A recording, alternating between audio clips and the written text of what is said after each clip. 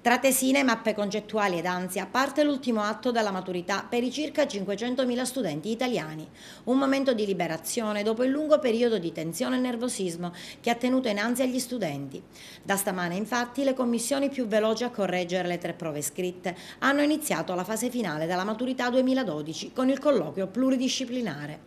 Prova che interesserà i maturandi fino alla prima decade di luglio. Trepidazione per chi attende e felicità per chi ha già superato l'interrogazione.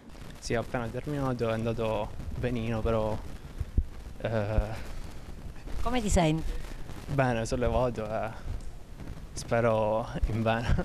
Adesso che programmi hai? Quindi spero di intraprendere la carriera militare, di fare il servizio militare.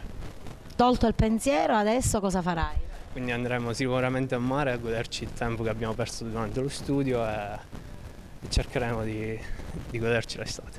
Guardi, io affronterò l'esame a brevissimo, sarò il prossimo candidato a affrontare l'esame di Stato. Come ti senti? È abbastanza teso, emozionato e insomma spero nel meglio.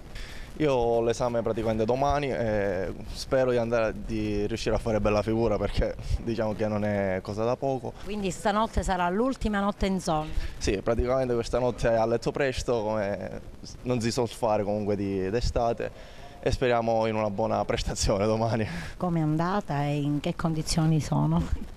Allora, i ragazzi arrivano molto spaventati.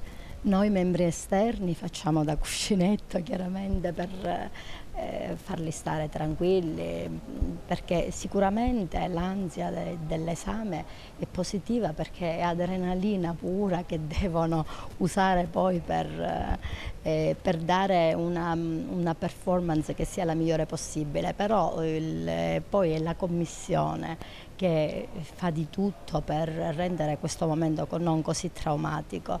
Alla fine le conoscenze sono importanti, quindi loro cominciano a parlare della tesina che hanno presentato, però poi tutti interveniamo affinché non sia un colloquio basato proprio solamente sui contenuti, ma li portiamo a qualche spunto critico, riflessivo.